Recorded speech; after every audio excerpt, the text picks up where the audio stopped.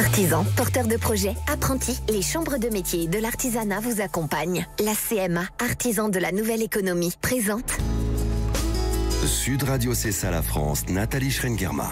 Bonjour à toutes et à tous et bienvenue dans C'est ça la France, l'émission qui met en lumière les talents, les savoir-faire, ceux qui s'engagent pour faire rayonner notre pays. Aujourd'hui, on va parler innovation, textile, santé des femmes, écologie et dans notre France qui innove, on s'intéressera aux robots qui vont changer notre quotidien. Ils marchent, ils parlent, ils peuvent analyser, ils peuvent apprendre et surtout ils arrivent dans nos écoles, nos entrepôts, nos industries. Et si ces robots sont conçus à l'étranger, l'intelligence artificielle embarquée, elle, est développée intégralement en France. Mais tout de suite, on va s'intéresser à une réforme ambitieuse qui concerne les femmes, le remboursement des protections périodiques réutilisables, une mesure sociale, environnementale, industrielle forte.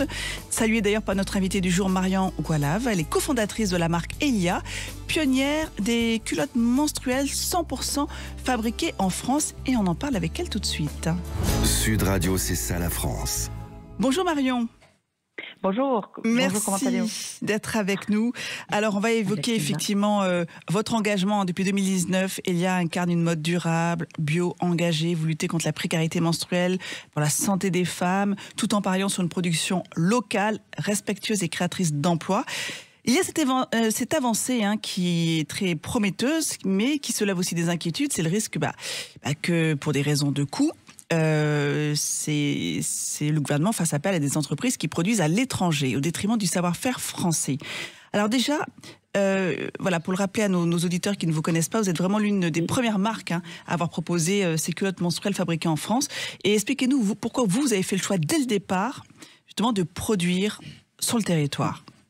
Super, merci beaucoup en tout cas de nous permettre de présenter Elia. Donc en effet, il y a une réforme qui est passée en 2023 qui va proposer le remboursement des culottes menstruelles et des cups menstruels en pharmacie pour les moins de 26 ans. Donc c'est une avancée historique dans la santé des femmes et dans la prise en charge de leur santé. Et donc ça c'est plutôt génial et ça doit être souligné. La bonne nouvelle, c'est que les discussions avec la sécurité sociale avancent plutôt bien. Et donc on espère que d'ici la fin de l'année, la réforme et le décret soient passés pour permettre à toutes de pouvoir bénéficier d'une protection durable, écologique et surtout efficace. Il faut le dire, c'est une avancée majeure, c'est vrai. Maintenant, exactement. Effectivement, expliquez-nous justement ce pourquoi vous restez vigilante. Alors, c'est une avancée majeure pour les femmes et pour les jeunes filles et pour leurs familles aussi, parce que ça a des impacts très forts sur la qualité de vie. Et en fait, chez nous, on reste vigilants parce que les culottes menstruelles, c'est un marché qui a évolué ces dernières années, qui a grandi avec les retours des consommateurs, etc. Et il y a aussi un marché d'opportunités avec des importateurs ou des marques françaises qui importent des produits sans réelle certification, sans réel R&D, sans réel test. Et donc, c'est toutes les discussions qu'on a aujourd'hui avec les autorités publiques, parce que c'est de l'argent du contribuable, et cet argent-là, il doit être mis à profit de produits qui garantissent le confort, la sécurité sanitaire, la sécurité écologique, et surtout une réindustrialisation, ou en tout cas apporter de la valeur sur le territoire. En fait, vous craignez qu'avec justement cette montée du greenwashing, on a déjà eu l'occasion d'en parler à ce micro à Sud Radio, c'est le risque de voir des produits de mauvaise qualité inonder le marché, tout simplement. Alors, il y a ce risque-là, en effet. C'est parce que là, en plus, la distribution va passer par les pharmaciens, et les pharmaciens ont une image santé très forte. On ne va pas chez un pharmacien comme on va en GMS, en supermarché. On va chez un pharmacien parce qu'on cherche un produit qualitatif, un produit avec lequel on peut avoir du conseil. On parle à un professionnel de santé. Et donc, les pouvoirs publics doivent mettre dans les mains des professionnels de santé des produits qualitatifs. Donc ça, c'est le premier sujet. Et ensuite, faire rentrer en effet des produits remboursés avec l'argent du contribuable en importation, ça a un risque, c'est que l'argent public finalement finance la désagrégation industrielle de la France. Et en fait, aujourd'hui, c'est quand même assez urgent de mettre fin à un système où les politiques sociales détruisent en silence des filières de production nationale, par exemple. Alors, si je ne me trompe pas, vous avez contribué à la rédaction du cahier des charges avec la sécurité sociale. Vous avez le sentiment qu'ils sont vraiment sensibles à tous ces critères indispensables pour garantir une qualité, éviter les dérives commerciales, etc. Alors oui, tout à fait. En tout cas, ils sont très à l'écoute et ils sont très ouverts sur ça. Et je me réjouis que ça avance dans le bon sens. Maintenant, en effet, on n'est pas encore sur les fins des discussions et on espère vraiment avoir une avancée sur ce point-là aussi et que ce soit vraiment un projet qui participe à la réindustrialisation, à assumer des coûts, on va dire, un peu plus élevés, mais pour un gain collectif et sur du long terme. En fait, quand vous parlez de réindustrialisation du pays, c'est que ça pourrait aussi créer un engouement et donner envie aussi à d'autres entrepreneurs de reproduire sur le territoire pour justement répondre à cette nouvelle demande. Exactement, parce que là, on est sur un projet qui est quand même assez gros, qui touche énormément de personnes. On parle d'un peu plus de 21 millions d'unités à distribuer sur les prochaines années. L'idée, c'est que ça ait un impact sur le territoire, que ça crée de l'emploi, qu'on arrive à relocaliser des filières textiles entières, à réindustrialiser tout en soutenant les femmes et l'écologie. Et donc, il faut passer de la rhétorique à l'action. Oui, bien sûr. Mais alors vous contribuez depuis le début à une meilleure accessibilité des protections hygiéniques, à comment changer la vie des femmes qui sont notamment en situation de précarité. Exactement. C'est l'objet social d'Elia, c'est de se dire, voilà, aujourd'hui, on propose des produits à forte valeur ajoutée, innovants, très performants, mais on va aussi avoir des actions autour de la précarité menstruelle qu'on porte. On a déjà renversé un peu plus de 70 000 produits pour lutter contre la précarité menstruelle avec des mutuelles, avec des assurances qui font confiance au Made in France, qui font confiance au projet de réindustrialisation qu'on porte aussi. Et aussi, on travaille avec des banques alimentaires qui aussi redistribuent des produits Made in France. Donc c'est possible. C'est possible par des acteurs privés, c'est possible par des acteurs qui bénéficient de subventions. Donc on espère que ce sera possible également de la part de l'État. Rappelez-nous, la finalisation du texte est prévue pour quand ? Alors on n'a pas les dates exactes.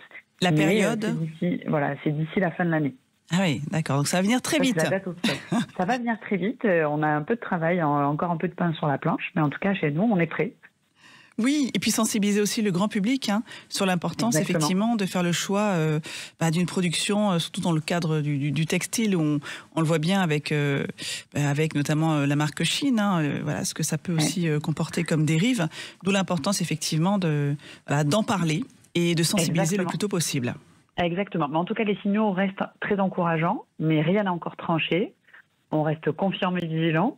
Et on espère qu'on pourra appeler à des critères assez fermes de traçabilité, d'origine, de qualité sanitaire et surtout sociale, quoi. Merci beaucoup Marion Goalave, d'avoir pris le temps de nous présenter Elia et nous informer justement de cette réforme à venir. Avec plaisir. Merci beaucoup, belle journée à vous. Et on va se quitter nous un court instant et on se retrouvera juste après avec une autre innovation. Et si les robots n'étaient plus de la science-fiction, ces robots quadrupèdes qui pourraient être là pour nous aider dans les entrepôts, dans les écoles ou encore dans les usines, on en parle juste après cette courte pause dans C'est ça la France. Sud Radio, c'est ça la France qui innove. Nous voilà de retour dans C'est ça la France, l'émission du savoir-faire français. On va parler maintenant de ces machines qui vont bientôt changer notre quotidien dans la sécurité, l'éducation, encore l'industrie, des métiers qui vont être transformés. La France va-t-elle prendre ce virage ? Bien évidemment, on en parle avec notre invité Stéphane Bobo, président du groupe Innovate. Sud Radio, c'est ça la France. Bonjour Stéphane, merci d'être avec nous. Bonjour. Alors vous êtes le président du groupe Innovate. Vous avez annoncé tout récemment à Vivatech un partenariat stratégique entre votre filiale Innovate Power et le géant chinois de la robotique, Unitree Robotics, qui est le leader dans ce domaine. Et donc ce partenariat va donner naissance à une nouvelle division 100% dédiée à la robotique intelligente. Tout à fait, on a la chance de présenter cette semaine à Vivatech la toute dernière génération de robots humanoïdes, le G1, qui est un petit robot humanoïde incroyable. Il se déplace avec une aisance qui se rapproche de plus en plus de l'homme. C'est ça qui est extrêmement surprenant. Ça fascine les visiteurs de Vivatech. À chaque fois qu'on le met en route, ça bloque le passage parce qu'il y a un attroupement énorme. Les gens sont fascinés par cette capacité de mobilité qui se rapproche de plus en plus de celle de l'homme. Et en plus, vous êtes venu dans ce studio avec justement un de ces robots. Alors, racontez-nous à quoi ils vont servir concrètement dans le quotidien des entreprises françaises. Alors, on est au début de cette révolution qui est lancée. Elle devient de plus en plus réelle, concrète, parce que ces produits sont maintenant au stade industriel. On n'est plus au stade du laboratoire. Il faut voir que ces produits sont en production. On va démarrer d'ailleurs leur commercialisation dès cette année. Ah là là. Et l'usage de ces produits va être dans différents types de secteurs de métiers. Vous les avez évoqués, hein, comme la logistique par exemple, où on imagine que dans certains métiers, il y a des pénuries de main-d'œuvre, il y a de la pénibilité aussi, sur lesquelles le robot pourra exercer des fonctions, des tâches dans ces entreprises et améliorer aussi leur productivité. Donc ça suscite énormément d'intérêt dans le secteur des entreprises. Mais aujourd'hui, l'un des axes importants, c'est l'éducation. C'est comment ces robots, qui sont des plateformes ouvertes, hein, il faut voir que aussi bien les robots quadrupèdes que les robots humanoïdes sont dotés aujourd'hui de processeurs et de logiciels ouverts qui vont nous permettre de collaborer avec des universités, avec des grandes écoles, avec des ingénieurs, pour mettre en pratique justement l'IA. Hein, on parle de physique AI, c'est comment en effet l'intelligence artificielle a une représentation physique par le robot, parce que ces robots sont dotés de tout un tas de capteurs, hein, de scanners 3D, de caméras, de senseurs, et donc on va pouvoir mettre en œuvre cette intelligence française, ce savoir-faire français de la programmation, du logiciel, de l'IA, en utilisant ces robots humanoïdes et ces robots chiens pour leur donner des fonctions. Donc pour bien comprendre, le robot n'est pas conçu en France, le robot physique. Tout à fait. En revanche, tout le software, c'est-à-dire le logiciel, tout ce qui est l'intelligence artificielle embarquée, elle est développée sur le territoire français. Alors c'est toute l'ambition qu'on a chez Innovate, hein, c'est de construire ces partenariats avec des leaders mondiaux chinois qui ont une capacité industrielle incroyable. Qui ont une avance, hein, une incroyable avance, sur mais considérable. Lorsqu'on voit aujourd'hui le niveau de performance qu'on arrive à avoir sur ce robot G1, mais tout l'enjeu, c'est de créer des liens, de créer des synergies. Ils reconnaissent notre savoir-faire en France sur l'ingénierie, sur l'IA, et c'est le lien qu'on souhaite faire par le biais de ce partenariat, de cet accord de master distribution, c'est d'accompagner, de créer un écosystème pour fédérer des partenaires, des entreprises, des écoles, des universités, et créer cet écosystème logiciel pour alimenter ces robots. En fait, il y a tout à faire là. Il y a tout à créer. Ouais. Donc il faut convaincre, il faut mobiliser. J'imagine qu'il y aura des besoins de formation, de montée en compétences. Oui, il y a des enjeux extrêmement importants. McKinsey a fait une étude de prospective, hein, sur le marché de la robotique. On estime ce marché à horizon 2035. 2035, c'est dans 10 ans, à plus de 38 milliards de dollars dans le monde. Donc on voit tout le potentiel que ce marché peut apporter au niveau mondial. La France a une carte à jouer pour mobiliser ses savoir-faire, mobiliser ses ingénieurs dans cette révolution industrielle qui est lancée. Et au sein d'Innovate, on espère accompagner justement cette mutation, cette transformation technologique des métiers, en mobilisant justement nos savoir-faire et nos ingénieurs. Alors l'autre avantage pour vous, hein, dans ce partenariat, c'est de faire appel effectivement donc à l'un des seuls fabricants au monde à maîtriser la production, donc à démocratiser ces robots, à les rendre finalement beaucoup plus accessibles. Exactement. D'un point de vue financier. Tout à fait. Et c'est là où on a une capacité avec ce partenariat avec Unitree, c'est de rendre ces produits accessibles. Et donc de démocratiser ces technologies, comme on a pu le faire en collaborant par le passé avec DJI sur les drones, par exemple. Hein. Innovate est le master distributeur également de DJI sur les drones en France. C'est devenu un marché de masse, un marché extrêmement important. Et là, on s'attaque à ce sujet de la robotique intelligente. Et vous voyez, ces robots humanoïdes, on est sur un prix qui va démarrer en France de l'ordre de 20 000 €. Donc on est sur des produits qui sont bourrés de technologie. Donc ils sont accessibles à un hôpital, exactement, à des entreprises, à des universités, secteurs, tout à fait, pour pouvoir développer dessus, alors qu'avant on était sur des produits qui étaient à plus de 100 000 voire 200 000 €. Donc on voit que cette technologie commence à être mature et elle est aujourd'hui accessible au plus grand nombre. Et là, je vous ai ramené sur le plateau un petit robot chien qui est tout mignon. On l'appelle Yuki chez nous, mais il s'appelle le Go2 Pro, qui est un robot qui a des capacités incroyables de mobilité et qui va démarrer à peine 3 000 €. Ah oui. Voilà. Alors justement, il est là en studio, on l'entend arriver là. Toc, toc, toc, toc, toc. On va pouvoir le voir en action. Racontez-nous ce qu'il peut faire et dans quel cadre on pourrait justement le retrouver. Alors ça, c'est un robot qui a aussi un but dans un premier temps éducatif, hein, parce que c'est une plateforme de développement. On le voit au niveau de la tête, il a un moteur qui tourne en fait au niveau de la bouche. En fait, c'est un lidar 3D qui va permettre justement de scanner tout son environnement. Et de pouvoir détecter des obstacles, de pouvoir interagir avec l'homme. Il a des caméras, il peut signaler une présence, par exemple dans un jardin, on peut imaginer faire des rondes, et puis au lieu de mettre des caméras partout autour de la maison, il suffit de mettre un robot chien qui va faire ses balades, ses tournées, et puis vous signaler s'il y a une intrusion. Donc voilà, c'est notre imaginaire hein, qui est notre limite sur les usages qu'on va pouvoir créer à ces robots. Et là, il donne la patte. Il donne la patte. Alors pour ceux effectivement qui ne voient pas ces images, c'est vrai que c'est voilà, il est capable de faire beaucoup de choses. Mais alors, voilà, là il se met en position pour faire un cœur. Hein. C'est vraiment assez bluffant. Mais du coup, on peut imaginer des particuliers effectivement. Un robot à partir de 3 000 €, donc c'est comment dire, c'est accessible. C'est pas un robot à 50 000, à 60 000. On est voilà. Mais alors, ça veut dire que quand on le recharge à la maison sur sa prise, oui, il peut même aller se recharger tout seul dès qu'il est en faible autonomie. Hein, il peut se recharger aussi par-dessous. Et en fait, ces robots, on est tellement sollicités par le grand public qu'on réfléchit à le lancer donc commercialement dès cette année. Ah oui, déjà. Tout à fait. Mais alors j'imagine que dans les autres pays, en Chine notamment, ou peut-être aux États-Unis, c'est des robots, enfin c'est des chiens robots qui sont déjà vendus au public ou... Tout à fait. Alors ça commence tout juste hein, en Chine, qui est l'un des marchés premiers sur ces produits-là. On commence à en voir dans la rue. Se promener. En laisse? Oui, tout à fait. Alors, on voit certaines scènes vidéo très, très marrantes. Et donc, on voit que ces produits sont en train d'arriver, mais c'est en train d'arriver beaucoup plus vite que ce qu'on imagine, en fait. Et souvent, quand on me dit c'est le futur, je dis non, le futur, c'est déjà là, en fait. C'est aujourd'hui. Ouais. Et quand on est à Vivatech, on se rend compte que c'est une réalité. Et c'est là où on voit aussi l'importance, en France aussi, d'avoir cette filière française de la robotique intelligente.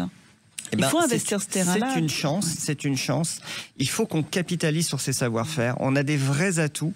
Et il faut qu'on les mette en œuvre. Et pour ça, il faut pas qu'on ait peur de créer des coopérations industrielles, privées, publiques, impliquer les écoles, les étudiants. Il faut avoir peur, on voulait dire, des transferts technologiques. En fait, il faut essayer de travailler ensemble. De toute façon, on a rien à perdre puisque les avancées sont ailleurs, j'allais dire. Exactement, et je pense qu'il faut qu'on ait conscience de nos forces et de nos faiblesses. Ouais. Il y a des sujets où, en France, on ne sera pas en capacité d'amener ce niveau de maturité de hardware. Par contre, on est reconnu mondialement sur le software et sur notre IA. Et là, il faut qu'on joue notre carte. Il faut qu'on crée des coopérations pour créer tout de suite des bénéfices industriels, qu'on soit capable de déployer des solutions qui créent de la valeur pour nos entreprises. Merci beaucoup Stéphane d'être venu avec... Comment s'appelle encore le chien avec nous? Alors son petit nom c'est Yuki, mais son nom officiel c'est GoToPro. GoToPro ou Yuki. Ouh là là. Il me dit au revoir, il lève la patte. C'est vrai que c'est assez bluffant. Hein. Et pour ceux qui ont vu le film Black Mirror, sauf que celui-là, il est gentil. Ouais, il est gentil. Merci beaucoup Stéphane Bobo d'avoir pris le temps de nous présenter justement ces robots qui vont arriver déjà sur le marché peut-être à la rentrée pour ce chien qui est assez impressionnant, puis les autres robots à venir. Hein. Inov8. Un grand merci à vous. Merci. Il est temps d'aller se balader avec Thibaut, notre French Trotter. Et on le retrouve, là encore, dans les couloirs de Vivatech. Bonjour Nathalie, et bien aujourd'hui, je vous propose la suite de ma visite à Vivatech 2025. Et on va tout de suite découvrir un outil qui révolutionne l'analyse de texte grâce à l'intelligence artificielle. On écoute Cédric Lopez, le directeur de la recherche d'Mvista, la start-up montpelliéraine qui l'a développée. Mvista, on l'a créé il y a 7 ans maintenant, et on a passé 6 ans de notre existence à développer, à concevoir la technologie qui est aujourd'hui 100% propriétaire, 100% souveraine et qui a les bons critères qu'il faut remplir aujourd'hui. Cette technologie, qu'est-ce qu'elle fait? Elle prend en entrée du texte et elle transforme ce texte en un graphe. L'objectif, c'est d'être en capacité de structurer toute l'information qui est véhiculée dans un texte, donc 100% de l'information est structurée, de sorte à pouvoir aller piocher dans cette structure des choses qui peuvent intéresser tout un tas de cas d'usage à travers différents métiers, différents secteurs. La technologie, elle est utilisée notamment pour peupler des bases de données à partir des textes qui sont donnés en entrée, de sorte à pouvoir développer tout un tas d'applications, comme des applications de gestion de levée d'alerte ou voilà, plein de choses. Un exemple d'usage concret. On travaille pour des secteurs aussi divers comme les banques, avec des événements de type décès de personnes qui sont mentionnés dans des actes notariés. Donc à quel endroit ils sont décédés, à quel moment, etc. pour pousser ces informations au service client des banques, par exemple. Les clients, c'est qui ? Alors aujourd'hui, les clients, c'est des grands groupes SNCF, c'est des banques comme BPCE, Crédit Agricole, c'est Orange et des PME. Vous êtes ici pour des marchés de nouveaux clients ? Complètement, oui. C'est l'objectif premier aujourd'hui, oui. La Green Tech est présente évidemment à ce salon Vivatech. Je suis avec Lélia Oliva de Terratis, qui propose une solution qui répond à un enjeu de santé publique tout en respectant l'environnement. Je vous laisse m'expliquer de quoi il s'agit. On a une solution qui s'appuie sur la reproduction pour pouvoir limiter la prolifération du moustique tigre. En fait, c'est une solution qui fonctionne assez simplement. C'est qu'on joue sur la forte reproduction des femelles moustiques tigres en relâchant des mâles stérilisés. Il faut garder en tête que les mâles ne piquent pas. Donc nous, ce qu'on fait, c'est que d'avril à octobre, on relâche chaque semaine des mâles stérilisés sur un territoire chez nos clients. Nos mâles vont aller s'accoupler avec les femelles sauvages. Et puisque nos mâles sont en surnombre, elles vont s'accoupler préférentiellement avec nos mâles qu'avec les mâles sauvages. Et elles vont pondre uniquement des œufs stériles toute leur vie parce qu'elles ne s'accouplent qu'une seule fois. Comment on rend un mâle stérile, un mâle moustique tigre ? Chez Terratis, on a un élevage massif et continu de moustiques, donc mâles et femelles. On récupère les mâles et on les stérilise en les passant sous un rayon X, tout simplement. Quels sont les résultats ? Cette solution est appliquée depuis longtemps ? Cette solution a été démontrée à l'échelle de quartier, avec des succès de jusqu'à 60% de réduction de la viabilité des œufs sur le terrain au bout d'une année et jusqu'à 90% la deuxième. Nous, chez Terratis, on l'industrialise, c'est notre première année de commercialisation sur la ville de Brive-la-Gaillarde. Et on est effectivement une alternative aux pesticides. On a une action à très grande échelle, contrairement à d'autres outils de lutte contre le moustique. Donc c'est vraiment une solution unique pour avoir une efficacité disponible pour tout le monde. Nos clients, ce sont les collectivités, mais ça a un bénéfice pour l'ensemble des citoyens. On parlait d'un enjeu de santé publique. Le moustique, c'est pas seulement un insecte qui pique, c'est aussi un insecte qui est vecteur de maladies. Voilà, le moustique tigre en France, c'est le plus gros enjeu de santé publique parce qu'il est vecteur du chikungunya, de la dengue et du zika. Et en ce moment, on entend beaucoup parler de cas importés de chikungunya sur le territoire France métropolitain qui viennent principalement de l'île de la Réunion, mais aussi d'autres pays où ce virus est endémique. La start-up est basée où ?